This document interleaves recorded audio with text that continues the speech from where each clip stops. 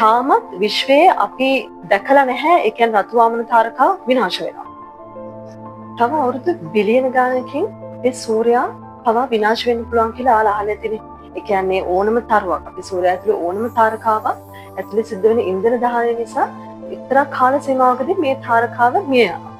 ඉතින් මේ තරුවල විශාලත්වය වැඩි වෙන්න මෙයාලගේ ජීවිත කාලය අඩුයි. ඒ කියන්නේ අපි සූර්යයට වඩා විශාල තාරකාවන් ඉතා ඉක්මනින් මිය යද්දී සූර්යාගේ ජීවිත කාලය ඊට වඩා වැඩියෙන් තියෙනවා. ඒ වගේම සූර්යයට වඩා ඉතා කුඩා තාරකාවන්ගේ ජීවිත කාලය ගැන ඔයාලා මොකද හිතන්නේ? එහෙනම් එයාලගේ ජීවිත කාලය ගොඩාක් වැඩි වෙන්න ඕනේ නේ. උදාහරණයක් විදිහට අපි ගත්තොත් රතු වාමන තාරකා. ඒ කියන්නේ රෙඩ් ඩොට්ස් ස්ටාර්ස් කියන්නේ මෙන්න මේවා ඉතා කුඩා තාරකාවන් විශේෂයි. මේ වාගේ විශාලත්වය කුඩායි, ඒ වගේම උෂ්ණත්වය අඩුයි සූර්යයාට සාපේක්ෂව ගත්තාම. සූර්යයාට සහ වෙනත් විශාල තරුවලට සාපේක්ෂව ගත්තාම. ඉතින් මේ රතු වාමන තාරකාවල විශේෂත්වයක් තියෙනවා. මේගොල්ලන්ගේ ජීවිත කාලය අවුරුදු ට්‍රිලියන ගාණක් උනත් පවතින්න පුළුවන්.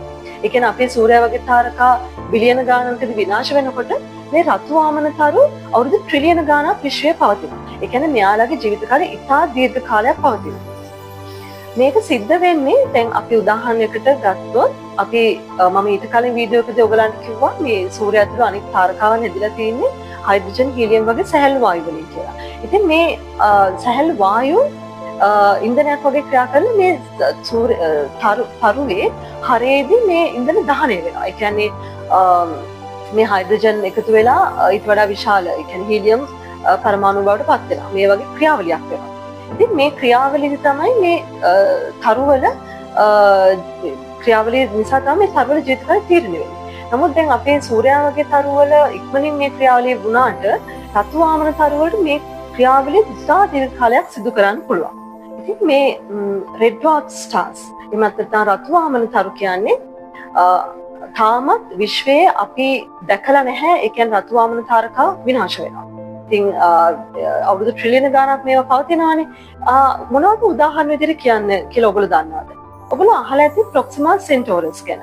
මේක තමයි අපේ පෘථිවියට තියෙන ළඟම තරුව. ඇත්තටම කියනවා නම් පෘථිවියට තියෙන ළඟම තරුව සූර්යයා. අපේ සෞර ග්‍රහ මණ්ඩලයම ගත්තොත් අපිට ළඟම, ඒ කියන්නේ සූර්යයා ඇරුණාම ළඟම තාරකාව තමයි ප්‍රොක්සිමා සෙන්ටෝරස් කියන්නේ. ඉතින් මේ තරුව රතු වාමන තාරකාවකට හොඳම උදාහරණයක්. ඉතින් මේ රතු වාමන තරුවට ගොඩක් වෙලාවට මොකද මේ රතු වාමන තරු තමයි මේ විශ්වයේ වැඩිම තියෙන්නේ.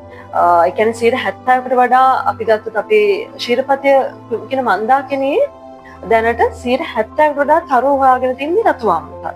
ඉතින් මේ රතු වාමන තරු වල ඒ වගේම ගොඩක් විද්‍යාඥයෝ අපි එක්සෝප්ලැනට්ස් කියන අපි ඉදිරියේදී ඒ ගැනත් ඉගෙන ගමු. බහිර්ග්‍රහ ලෝක. ඒ කියන්නේ අපේ සෞර ග්‍රහ මණ්ඩලයට ඇරුණාම මේ සෞර ග්‍රහ මණ්ඩලයේ තියෙන ග්‍රහ ලෝක ගැන නෙවෙයි ඊට පිටින් තියෙන ග්‍රහ ලෝක දැනට ගොඩාක් හොයාගෙන තියෙනවානේ. ඉතින් ඒ වගේම එක්සෝප්ලැනට්ස් ගොඩාක් වෙලාවට හොයාගන්න තාරකා විශේෂයක් තමයි රතු වාමන තරු කියන්නේ. හොඳයි. අපි ඉතින් අද මේ තාරකා විද්‍යාවේ ඉතා විශේෂ තාරකා විශේෂයක් ගැන තමයි ඉගෙන ගත්තේ.